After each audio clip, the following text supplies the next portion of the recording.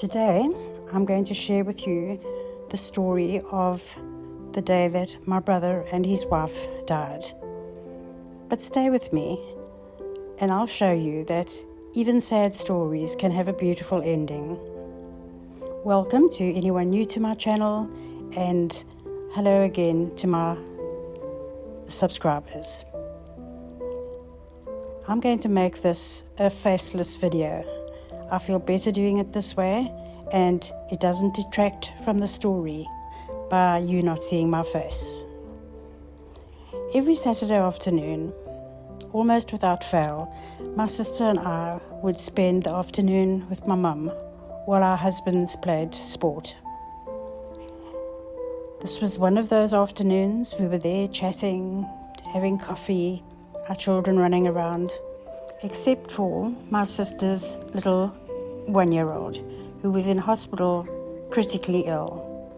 He had had meningitis and just was not getting over it, and the doctors were terribly worried about him. She was spending most of her time with him and had just come to take some time out and be with my mum and I. As we sat there chatting, a police car arrived at the house. The policeman came to the door and he asked if any of our husbands were there, and we said no, they weren't. And he said, well, would we contact one of them? It was the longest wait ever until we contacted one of the men, because the policeman didn't feel that he could share the news with us. The news was that my brother and his wife had been killed by being hit by a train at a level crossing. Their 2-year-old, who was in the back of the car, was unharmed. Without going into all the details, the family went and fetched their 2-year-old, who was completely oblivious to what had happened.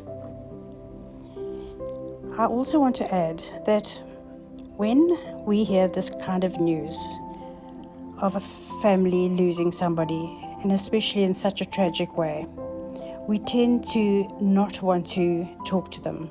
We don't know what to say, so we avoid them. Well, that day, our house was just filled with people. I don't remember what they said, what they brought with them. There was meals brought and flowers. But that's not important. What is important is that they were there. I remember their faces. I remember the ones who were there for us. My mum and my dad, my sister and myself. It was a terrible time. And seeing people that cared enough to come around and just even show their faces was such a comfort to us. So please remember that if you ever feel this way, that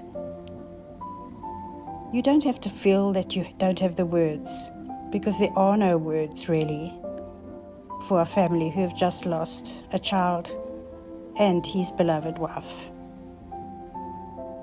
But something else happened that day.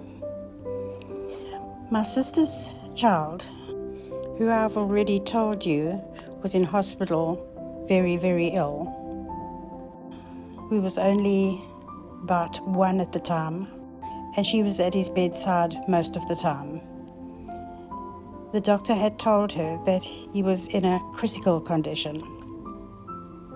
His name was Terry. He was named after my brother, Terry, who had just been killed. My poor sister had to get this news, and knowing that she had this very sick child as well. When it was appropriate, she went to the hospital to once again check on her little Terry, only to discover that he'd made a miraculous recovery. Even the staff and the doctors couldn't believe it. It felt like Terry, our brother, had died to give life to Terry, my sister's son. Do you believe in miracles? Do you think this could possibly have been a miracle? Well, that's what it felt like to us. Amidst our terrible sadness was the relief that little Terry had recovered and that he would be okay.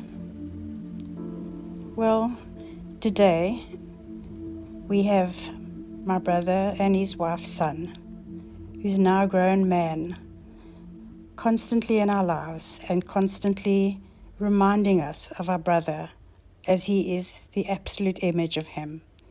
He speaks like him, laughs like him, and looks like him, and brings incredible joy to our lives. So that is my sad story with a happy ending. So not every sad story ends sadly. Yes, we were sad for a very long time, but eventually time heals, as it always does. And we are so grateful that we still have their son with us to remind us of them every day. And we're also so grateful for the recovery of baby Terry, who is now a grown man. I hope you enjoyed this story of mine that I've shared with you today. And if you'd like to watch more of my videos or hear more life stories, please subscribe if you haven't already. Bye for now.